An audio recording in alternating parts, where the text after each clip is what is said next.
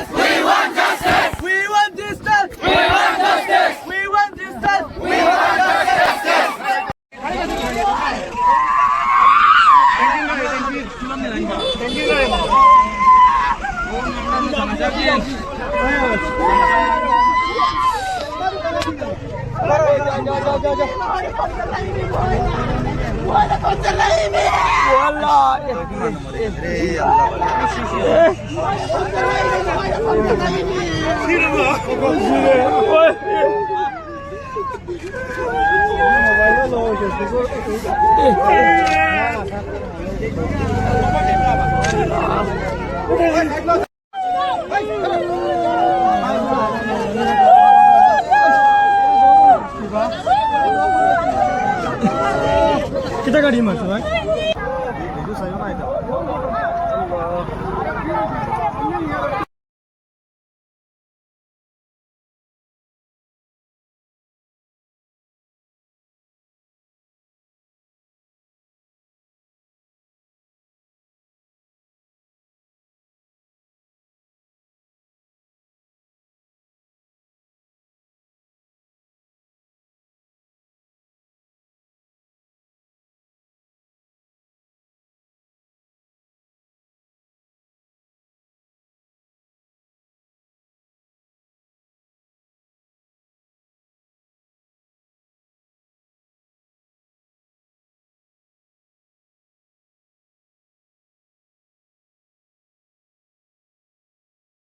যত সময় পর্যন্ত আমরা এই 3-4টা ডিমান্ড যেটা আমরা তুলিয়া ধরছি এটা পুরা না হয়, যতক্ষণ পর্যন্ত আমরা অ্যাডমিনিস্ট্রেশনে এটা আমরা পুরা না করার আশ্বাস না দেন, ততক্ষণ পর্যন্ত আমরা ডেড বডি এখান থেকে নিতে পারতো না এবং আমরা এই যে আন্দোলন আমরা চালিয়ে যাই। এখন পর্যন্ত কোনো আশ্বাস দেওয়া হয়েছে না। আমরা ডিমান্ড আছে 4টা। একটা হলো গিয়া হিট অ্যান্ড রান, এই দোষী গাড়ির চালক তার আইনের আওতায় শাস্তি দেওয়া। 2 নম্বর হইল এই জিরিঘাট থেকে লালপানি পর্যন্ত যেটা গাড়ি যে যেটা ট্রাক লরি যেটা স্পিডে চলে এটার একটা নিয়ন্ত্রণ চলতো, এটার একটা আলাপ আলোচনা। এরপরে 3 নম্বর হইল গিয়া যে এই বাচ্চার তো এমএসিটি কেসের যেটা পাইব এটার মধ্যে পুলিশ প্রশাসনে এটা আমরা পূর্ণভাবে সহযোগিতা করতো। 4 নম্বরে 2টা বাচ্চার ডিসি রিলিফ ফান্ড থেকে 10 লক্ষ টাকা নগদ কম্পেনসেশন লাগিয়ে দেওয়া যাইতো। যদি দাবি না মানা হয় তাহলে আমরা রাস্তা অবরোধ থাকবো। এখানে আমরা গণতান্ত্রিক পদ্ধতিতে এখানে আমরা অবরোধ চালিয়ে যাইমু, আমরা ন্যায় বিচারের দাবি জানিয়ে যাইমু, আর আমরা ডেড বডি এখানে থাকবো। এখন প্রশাসনে আজকে এখন পর্যন্ত 2-2.5 ঘন্টা হয়ে গেছে, তারা আমরা কোনো সান্ত্বনা দিতে পারছে না, কোনো আমরা আশ্বাস দিতে পারছে না, যার লাগিয়ে আমরা এখানে এখন পর্যন্ত দাঁড়াইয়ে আমরা আন্দোলন চালিয়ে যাই। নির্বাচিত জনপ্রতিনিধিদের জন্য পেনশন ব্যবস্থা নিশ্চিত থাকলেও সরকারি কর্মচারীদের ভাগ্যে নেই পেনশন ব্যবস্থা। সরকারি কর্মচারীদের সঙ্গে বিশ্বাসঘাতকতা ও প্রতারণা করা হচ্ছে নাকি? সরকারের কাছে এমনই প্রশ্ন উত্থাপন করে শ্রীভূমি জেলা আয়ুক্ত কার্যালয়ের সামনে বৃহস্পতিবার একাধিক কর্মচারীরা। পেনশন নীতি নিয়ে বৈষম্যের প্রতিবাদে গর্জে ওঠেন। আওয়াজ উঠল, no NPS, no UPS, only OPS. ধর্ণা কর্মসূচিতে জাতীয় পেনশন স্কিম কিংবা ইউনিফারেড স্কিম প্রত্যাহার করে পুরানো পেনশন স্কিম পুনরায় চালু করার দাবি উত্থাপন করেন। বর্তমানে সরকারের বিমাতৃ সুলভ আচরণ মেনে নিতে পারছেন না তারা, যেহেতু একাধিক কর্মচারীরা পুরানো পেনশন স্কিমের আওতায়। We want OPS. We want OPS. We want OPS. আমাদের দাবি মানতে হবে, আমাদের দাবি মানতে হবে, আমাদের দাবি দেও, আওয়াজ দো, দেও, আমাদের দাবি মানতে হবে, আমাদের দাবি মানতে হবে। We want OPS. We want OPS. We want OPS. আজকে আমাদের কর্মবিরতি আমাদের দাবি ওপিএস পুরো প্রতিষ্ঠা। আমরা এনপিএস বা ইউপিএস কিছু চাই না, কারণ এনপিএস ইউপিএস মার্কেট নির্ভর, সুতরাং আমরা এটা আমাদের কোনো ভবিষ্যৎ আমাদের কোনো নিশ্চয়তা নাই। এই জন্য আমাদের গভর্নমেন্টের কাছে দাবি হলো ওপিএস পুরো প্রতিষ্ঠা করার জন্য। আজকে সর্বত্র সারা আসাম জুড়ে আমরা এনপিএস সংস্থা যারা আছি সবাই মিলে আজকে এক দিবসীয় কর্মবিরতি পালন করছি। আজকে আমরা নিজের কর্মস্থলে উপস্থিত হয়ে আমরা স্বাক্ষর দিয়ে উপস্থিতি দিয়ে আমরা আজকে কর্মবিরতি পালন করবো। আজকে কোনো কাজ করবো, আজকে আমাদের প্যান্ট যাবো। আমাদের সরকারের কাছে দাবি ওপিএস পুনঃপ্রতিষ্ঠা করা আর এই কর্মচারীদের ভবিষ্যৎ সুনিশ্চিত করা, এটাই আমাদের দাবি। এবং সরকার মধ্যে আমাদের জন্য আমাদের সাথে কয়েকটি মিটিং করে এই ইউপিএস প্রতিষ্ঠা করার জন্য আমাদের কিছু এমপ্লয়িদেরকে ভুল বুঝিয়ে সরকারের পক্ষ থেকে রাজি করা হয়েছে, কিন্তু আমরা দেখেছি শেষ পর্যন্ত যে ইউপিএসটা একদম মানে ঠিক না, আমাদের ওপিএসই লাগবে। কারণ যেরকম এনপিএস এর মধ্যে আমাদের এই কর্মচারীদের ভবিষ্যৎ অনিশ্চিত, ঠিক সেই রকমই ইউপিএসের মধ্যে আমাদের এই কর্মচারীদের ভবিষ্যৎ অনিশ্চিত। তাই আমরা ওপিএসই চাই। ওপিএস ছাড়া অন্য কিছুতে আমরা থামবো না। যতক্ষণ আমাদের দাবি পূরণ হবে ততক্ষণ পর্যন্ত আমরা গণতান্ত্রিকভাবে আন্দোলন চালিয়ে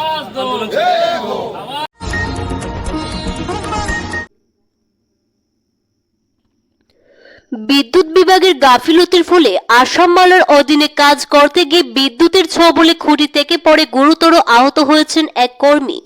আসাম মালার অধীনে সড়ক প্রশস্তীকরণের জন্য বন বিভাগের অনুমতিতে রামকৃষ্ণনগর শহরের একাংশ গাছের ডালপালা কাটা হচ্ছে। এতে বিদ্যুৎ বিভাগের অনুমতি সাপেক্ষে সড়কের বরাদপ্রাপ্ত ঠিকাদার লাইনে লাগোয়া ডালপালা কাটার কাজে হাত দেন। সেহেতু পূর্ব ঘোষণা মতে আজ সকাল থেকে দুপুর পর্যন্ত রামকৃষ্ণনগর শহরের বিদ্যুৎ সংযোগ বিচ্ছিন্ন করে রাখা হয়েছিল। এতে বিভাগীয় লাইনম্যান পরিতোষ সূত্রধরের অনুমতি ও উপস্থিতিতে আসাম মালার কর্মী জামাল উদ্দিন শহরের ব্লক রোডে একটি বিদ্যুতের খুঁটিতে ওঠা মাত্র বিদ্যুতের সংস্পর্শে এসে সড়কের উপর ছিটকে পড়েন।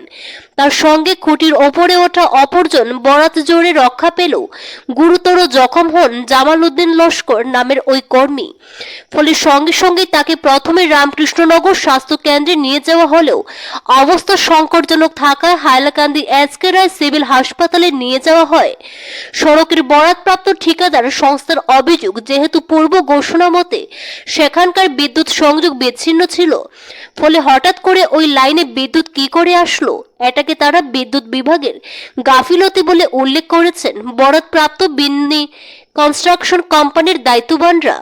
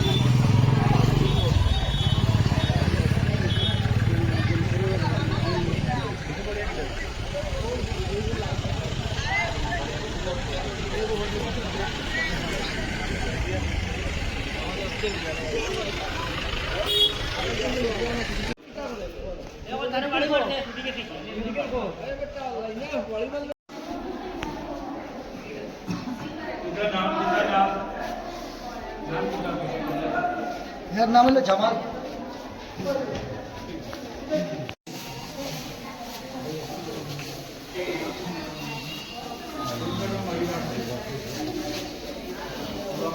गैस दार किलो किलोमीटर है उसको करना गैस गैस दार सारा गैस दार जार वो मोटा काम कर रहा है मोटे छोटा काम कर रहा है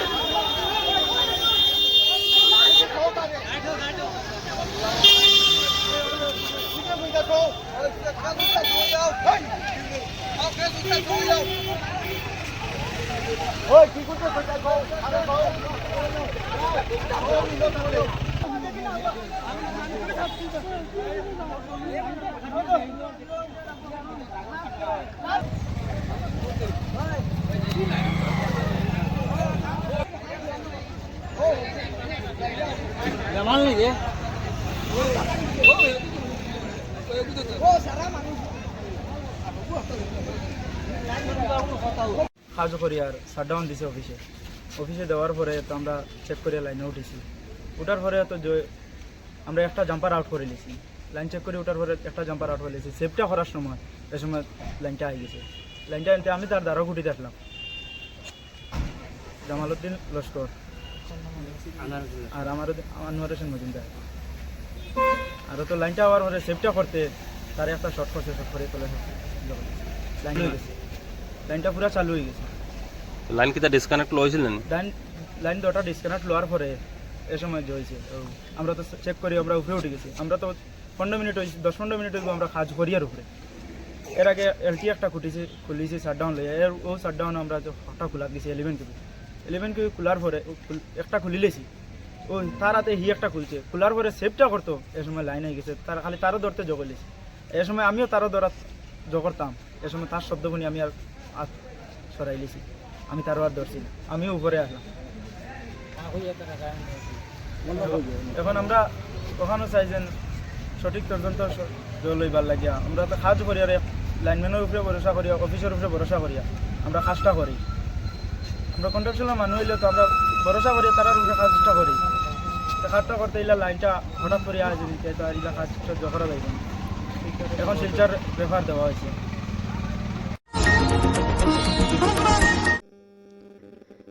পারিবারিক কলহের মীমাংসার আশ্বাস দিয়ে মোটা অঙ্কের অর্থ হাতিয়ে নেওয়ার গুরুতর অভিযোগ তুলেছেন কলেজ রোডের বাসিন্দা বাবলি দাস। অভিযোগে তিনি উল্লেখ করেছেন, ডিজায়ার ফর লাইফ সংগঠনের গীতা পান্ডে গত বছর তার স্বামী রবি কুমার রজকরের বিহারের দ্বিতীয় বিয়ের ঘটনার পর পারিবারিক বিরোধ মীমাংসার নামে ধাপে ধাপে 1,60,000 টাকা তার কাছ থেকে নেন। বাবলি জানান, থানায় মামলা করেও ন্যায় না পেয়ে তিনি ওই সংগঠনের ধারস্থ হন। গীতা পাণ্ডে ন্যায় দেবে বলে অর্থ গ্রহণ করার পরও দীর্ঘদিন কোনো সুবিচার না করে বরং অভিযুক্তের থেকেও অর্থ নিয়ে তাকে ডিভোর্স দিতে চাপ সৃষ্টি করতে শুরু করেন।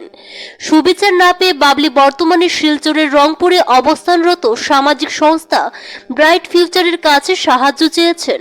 সংস্থার কর্মকর্তারা জানিয়েছেন তারা বাবলির পাশে থেকে ন্যায় প্রতিষ্ঠার জন্য লড়াই চালাবেন এবং প্রশাসনের কাছে দ্রুত সুবিচারের দাবি জানাবেন। নমস্কার, আমি ব্রাইট ফিউচার এনজিওতে কাজ করি। আমার নাম রূপালী সাহানি। আজকে আপনারা এতক্ষণ আপনারা শুনলা একটা মহিলার বক্তব্য। উনি অনেকেই দুঃখিত, 5টা বাচ্চা নিয়ে দুঃখিত আছে উনি। আমি আর কি কইব, ওনার তো সব বৃত্তান্ত আপনারা শুনছেনই। খুবই খারাপ লাগছে, যেখানে যাইরা 2টা বাচ্চার সঙ্গে নিয়ে যাইতেছে, এমন অবস্থা মহিলাটার কোনো কাজকর্ম করিয়া খাইতে পারতেছে না, অনেক কষ্টে আছে মেয়ে লোকটা। তাই অসহায় অবস্থায় ডিজার্ভ ফর লাইফ গীতা পাণ্ডের কাছে গেছিলা যে ওনার স্বামী অন্য বিয়া করছে, বিয়া করিয়া অন্য মেয়ের সঙ্গে সংসার করতেছে। তখন গীতা পাণ্ডে বিচার বসাইয়া তান্ডে 3 লাখ টাকার একটা দাবি করা হয়েছিল। তো 3 লাখ টাকা চেকে দিছেন ম্যাডাম রে। তো চেকে দেওয়ার পরে এখান থেকে 1,20,000 টাকা আবার গীতা পাণ্ডে নিছে, বাকি টাকা তান্ডে দিছে। এর আগেও আবার কত দিছিল তুমি? 40,550 টাকা টোটাল ফিগার মিলিয়ে আপনারা দেওয়া হয়েছে। অনেক টাকা গীতা পাণ্ডে নিয়ে গেছে, কিন্তু ইয়েটা পাইছুন না। তাই অনেকটা তাই টাকা নিছে গীতা পাণ্ডে। ডিজার্ভ ফর লাইফের গীতা পাণ্ডে, ন্যাশনাল মহিলা প্রেসিডেন্ট গীতা পাণ্ডে, যা ডিজার্ভ ফর লাইফে কাম করেন, অনেক টাকা নিছে এই মহিলার কাছ থেকে, কিন্তু কোনো ন্যায় বিচার হয়েছে না। আর টাকাটা নেওয়ার পরে আবার তান্ডে হুমকিও দেওয়া হয়েছে যে তুমি তোমার স্বামীরে ডিভোর্স দিলাও, ডিভোর্স দিলে পরে তোমার আরো টাকা পাওয়াইয়া দিমু। কিন্তু তাই কইছেন যে টাকাটা তাই টাকা নিছুন, তাইনের বাচ্চা অসুস্থ, ঘর ভাড়া জমছে, এইগুলা লাগে তাই টাকা নিছুন, তাই কোনো ডিভোর্স দিতা না। তখন আবার হুমকি দেওয়া হয়েছে যদি ডিভোর্স না দেও তাইলে চেকটা তুমি দিয়া দাও। তখন তাই কইছেন আমি কোর্টে যা করার আমি কোর্টে করমু, এই ধরনের বক্তব্য কইয়া শেষ হয়েছে। তখন তাইনের আধার কার্ডের দরকার হয়েছিল বাচ্চার। আধার কার্ডটা আনার জন্য তাই মা মনসা টিমের সুমা শর্মা ম্যাডামরে নিয়ে ডিজার্ভ ফর লাইফে গেছিলাম। তখন এখান থেকে গীতা পাণ্ডে কইছে এই মহিলা আমার অফিসে ঢুকতে পারতো না, যা করবার কেসে করতো। তখন তাই থানাতে গিয়া কেস দিছুন। কেস দেওয়ার পরে এখানে তাইনের শ্বশুর শাশুড়ি জামাই উপস্থিত না থাকা, গীতা পাণ্ডে ওনার টিম নিয়ে উপস্থিত আসিলা। তো ম্যাডামের কথা হইল গিয়া যে এখন পর্যন্ত ম্যাডামের সঙ্গে যা যা করতেছে, এই মহিলাটার সঙ্গে যা যা করতেছে সবকিছু একমাত্র ডিজার্ভ ফর লাইফ দায়ী এবং ডিজার্ভ ফর লাইফের গীতা পাণ্ডে দায়ী এবং ওনার টিম। কারণ উনি অনেক টাকা নিছেন তাইনের কাছ থেকে, টাকা নিয়েও কোনো কাম করছেন না। ও আর তান্ডে প্রেশার দিছেন যাতে তাই ডিভোর্স করে দিন। আর একটা আমি প্রশাসনের কাছে নিবেদন করবো যে একটা মহিলা বিবাহিত থাকা অবস্থায় তাদের ডিভোর্স না অবস্থায় কিরকম একজন মানুষের প্রেশার দিতে পারে যে ডিভোর্স করা, আর স্বামীও ডিভোর্স ছাড়া কেমনে বিবাহ করছে। এটাও আমার প্রশাসনের কাছে নিবেদন রইল যে এই মহিলাটার ন্যায় বিচার চাই। আমরা ব্রাইট ফিউচার এনজিও থেকে প্রশাসন এবং ডিসি এবং হেমন্ত বিশ্ব শর্মা স্যারের কাছে আমাদের বিনম্র নিবেদন যে স্যারে ন্যায় বিচার দো, প্রশাসনে ন্যায় বিচার দো।